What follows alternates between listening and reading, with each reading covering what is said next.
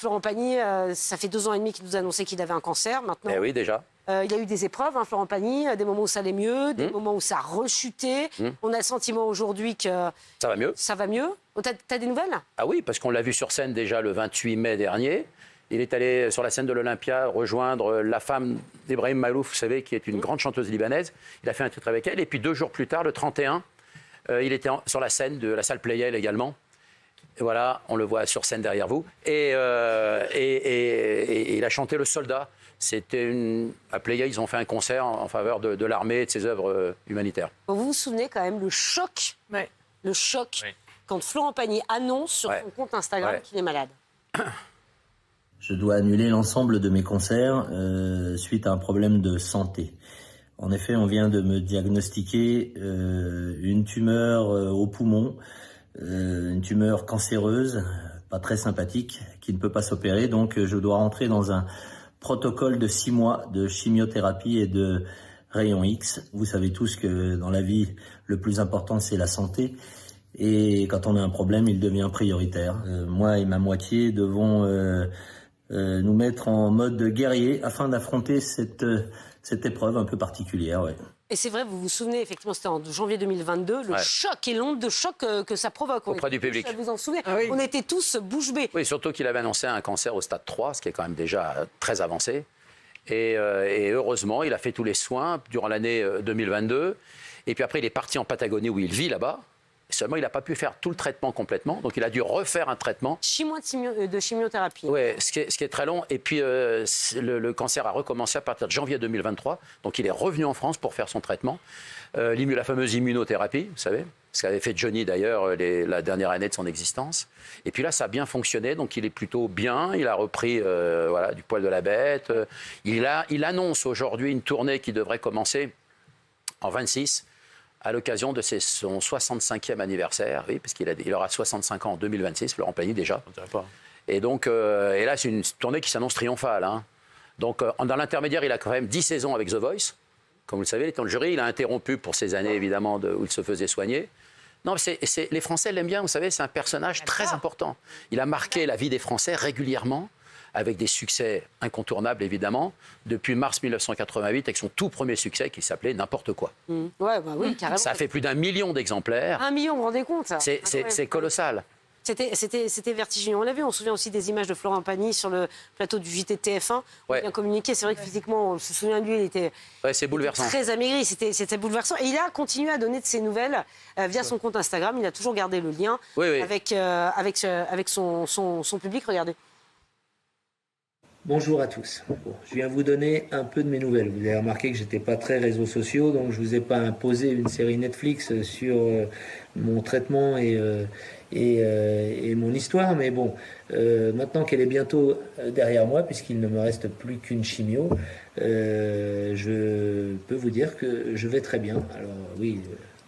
J'ai un peu changé de look. Le protocole a plutôt bien marché, puisque dès les 2 premières chimios, immunothérapie, ma tumeur qui était grosse comme un kiwi s'est transformée en une noisette. J'ai été très bien accompagné médicalement, j'ai été très bien accompagné par ma moitié, mes enfants.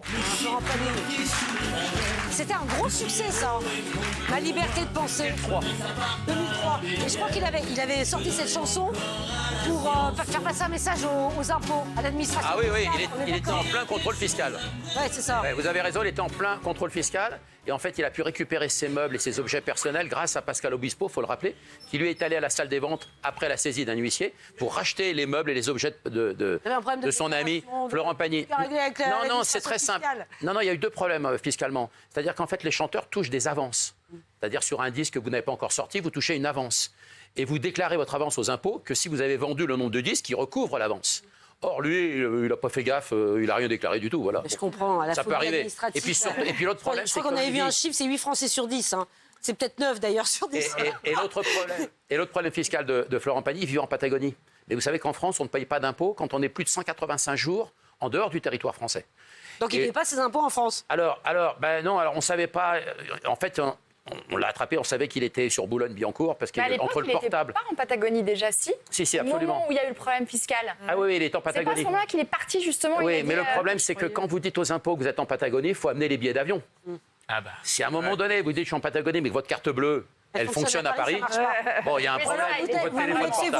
Vous voulez être fait voler. On était en train de parler effectivement de l'état de santé de Florent Pagny. C'est vrai qu'on a vu des images assez récentes où il semblait en pleine forme. Tiens, c'était au Salon de l'Auto, regardez. À Beaune.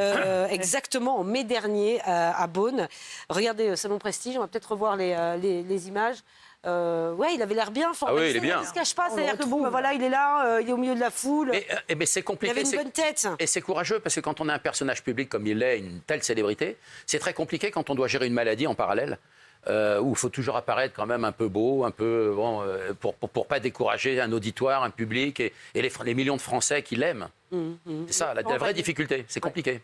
Il a toujours été transparent là-dessus. Il a annoncé son cancer, on l'a vu en image sur Instagram. Puis derrière, il a fait le JT. Puis derrière, il a fait 7 à 8 avec Audrey Crespo-Barra. Il est venu sur le plateau de The Voice alors qu'il était très affaibli. On l'a vu avec une image, voilà.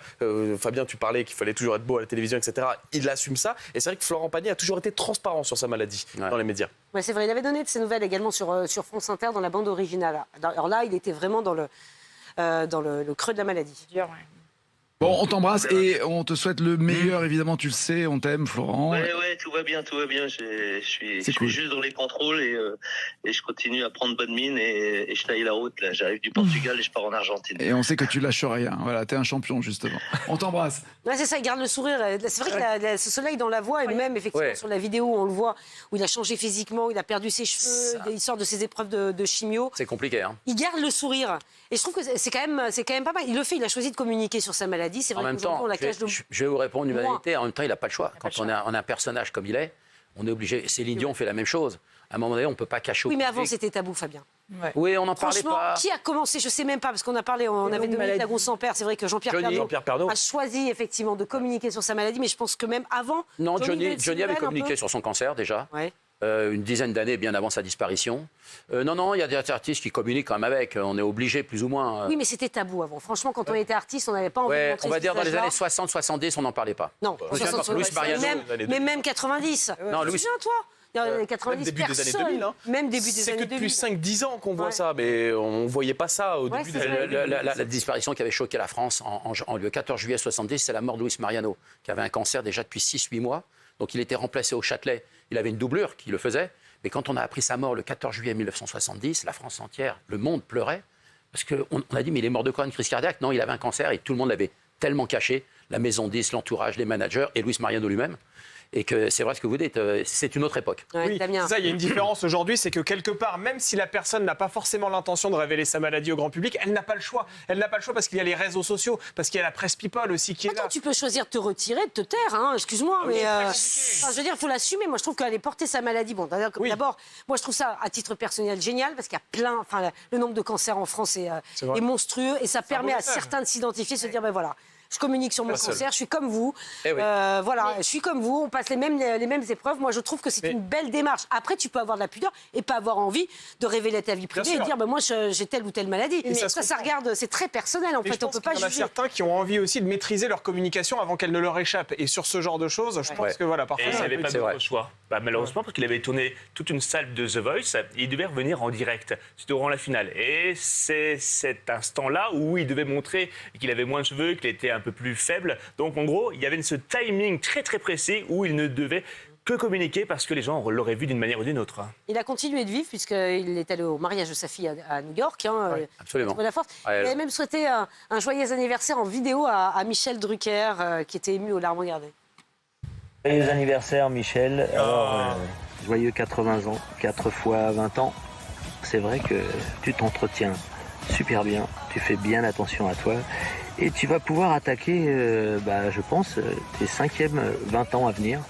Et tu seras peut-être l'homme de télé unique au monde qui présentera un programme à 100 ans. Ah, Florent, on s'appelle régulièrement, pratiquement toutes les semaines. On s'envoie des petits mots. Ému, Michel Drucker. Et vous savez quoi, vraiment, moi je ne le connais pas personnellement, Florent Pagny, mais il a l'air sympa. Oui, très. Non? Il a l'air sympa. Et surtout, il a son immense qualité, et Pascal Obispo en parle régulièrement, c'est son côté animal. Il est instinctif, Florent Pagny. Ce qui lui donne ce côté un peu sauvage, un peu rebelle, contestataire, mais en même temps tellement attachant et tellement gentil, de simplicité, avec la voix, vous l'avez très bien dit, Pascal. Et puis voilà, c'est vraiment, il y a des gens, ce sont des gentilles personnes, et lui, il en fait vraiment partie, dans le bon sens du terme. Ouais, on a Ed qui remonte sur scène, il s'est fixé une deadline, hein, c'est ça, c'est pour mes 65 ans. Voilà. On est mi-2024, disait-il, voilà, donc c'est en 2026, j'ai encore 1 an et demi à faire. Un peu de contrôle avant de pouvoir partir sur des projets à long terme. C'est ce qu'il avait dit à BFM TV. On l'attend impatiemment. Bah oui, on l'attend, bien sûr qu'on l'attend. Florent Pagny, qu'il revienne fort, comme Céline Dion d'ailleurs. Et moi, ce que j'espère, c'est que Vanessa Paradis viendra le rejoindre sur scène. Ah bon, pourquoi? C'est une grande histoire d'amour. Oui, non, mais merci. Il a un Zouzéna. Non, mais non, mais le temps a passé. Oui, le temps a passé. Le temps a passé. Je ne sais pas si on les a revus ensemble à côté en photo. Mais non, hein. On les a jamais revus ensemble. Jamais.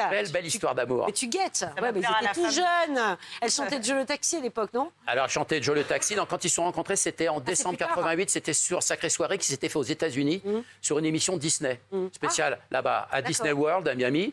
Et donc, ils ont eu un coup de foudre. Ça s'est conclu qu'au mois de janvier 89. T'étais dans la chambre?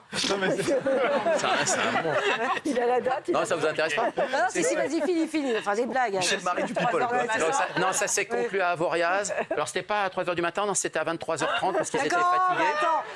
Voilà. On n'a pas les détails. Non, mais c'est là, voilà, ils étaient à Avoriaz dans une émission de télé. Et puis, vous savez, les hôtels communiquent, les chambres. Ah, écoute, on n'était pas là et on ne veut pas savoir, Fabien. C'est une histoire qui a duré jusqu'en 91. Hein. Oui, c'est Michel Marie du très belle histoire. Ouais, c'est ça.